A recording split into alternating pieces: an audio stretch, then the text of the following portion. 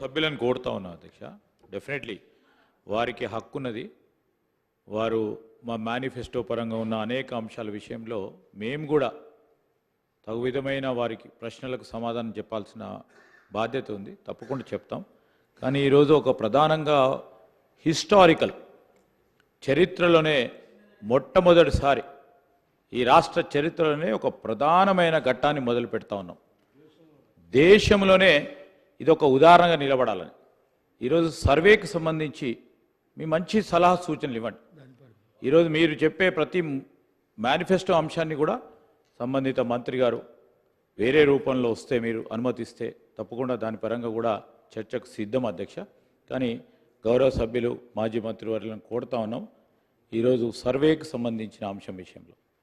అదేవిధంగా నేను గౌరవ సభ్యులందరినీ కూడా కోరుతా ఉన్నాను. ఈరోజు పెద్దలు ఫ్లోర్ లీడర్ గారు, అపోజిషన్ ఫ్లోర్ లీడర్ గారు కేసీఆర్ గారు కూడా వచ్చి, ఎందుకంటే హిస్టారికల్ అంశం నడుస్తూ ఉన్న సందర్భంలో వారు కూడా వచ్చి వారి సలహా, వారి అనుభవం రీత్యా రేపు రాబోయే కాలంలో మన రాష్ట్రానికి సంబంధించిన బలహీన వర్గాలకు సంబంధించిన అనేక అంశాలను కూడా వారి అనుభవాలను కూడా దృష్టిలో పెట్టుకొని ముందుకు తీసుకెళ్లే ప్రయత్న భాగంలోనే ముందుకు నడుద్దామని ఆలోచన చేసే మేము కోరుతా ఉన్నాం అధ్యక్ష. నేను గౌరవ సభ్యులు మరొకసారి కోరుతా ఉన్నాను, let's restrict this discussion which was allowed by honourable speaker.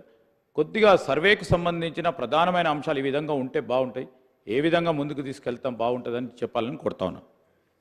Sir I'm not debating sir. నేను ఒక రిక్వెస్ట్ చేస్తాను సార్. నేను ఏమన్నా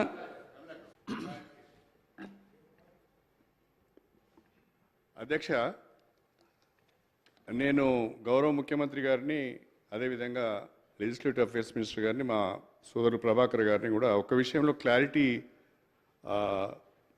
సభకి ఇవ్వాల్సిందే కోరుతున్నాను. ఈ రిజల్యూషన్లో కొంచెం అంబిగ్యూటీ కనిపిస్తున్నది. రెజల్యూషన్లో అంబిగ్యూటీ ఉన్నది. మీరు ఒకసారి చదవండి. That this house resolves to take up A comprehensive door to door house hold survey అని దీంట్లో ఇచ్చారు. అంటే ఇట్స్ నథింగ్ బట్ సమగ్ర కుటుంబ సర్వే. మళ్ళీ మీరేం మాట్లాడుతున్నారు, బలహీన వర్గాల సర్వే అంటున్నారు. నాకు కావాల్సింది ఏంటంటే, మీరు సమగ్ర కుటుంబ సర్వే చేస్తున్నారా, బీసీ కులగణన చేస్తున్నారా? అది క్లారిటీ దీంట్లో లోపించిందని నేను అనుకుంటున్నా.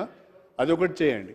ఒకవేళ ఇది సమగ్ర కుటుంబ సర్వేనే అయితే 2015లో ఆల్రెడీ సమగ్ర కుటుంబ సర్వే చేసినాం మనం. దానికి భిన్నంగా ఏమైనా చేస్తున్నారా?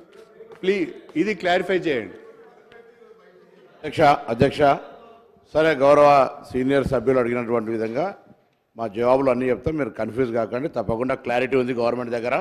మేము మీ లెక్క కుటుంబ సర్వే సకల సర్వే బొంబాయికి రమ్మని, బస్తుల రమ్మని, ఎక్కడికైనా బుడ్రాయి దగ్గర అన్నట్టు అన్నికి చెప్పినట్టుగా మళ్ళీ మేము వినండి సార్.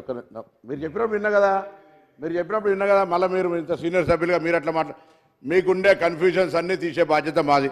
గౌరవ సభ్యులు కూడా మాజీ మంత్రి గారు పాపం 10 ఏళ్ళుగా మంత్రిగా ఉండి, ఎమ్మెల్యేగా ఉండి బలహీన వర్గాల గొంతు వినిపించలేకపోయింది కాబట్టి అప్పుడు చెప్పలేకపోయినా ఇప్పుడు చెప్తుండొచ్చు. ఏం చెప్పినా పర్లే, ఎవరేం చెప్పినా వింటాం, జవాబు చెప్తాం. మా ప్రభుత్వం అన్ని రాసుకుంటున్నా సార్, మీరు బరాబర్ రాసుకుంటున్నా, ప్రతి జవాబు చెప్తా. అదేం పర్వాలేదు, జవాబు చెప్తా. మా ప్రభుత్వం రెడీగా ఉంది, చిత్తశుద్ధితో ఉన్నది. మీరేమైనా సలహాలు చెప్పారు పాత మేనిఫెస్టోలకు సంబంధించిన చెప్తే దానికి సపరేట్ చర్చ చేయండి. దానికి సంబంధించి ఒక సమయం అడగండి, షార్ట్ డిస్కషన్ నోటి కానీ అది చేయండి.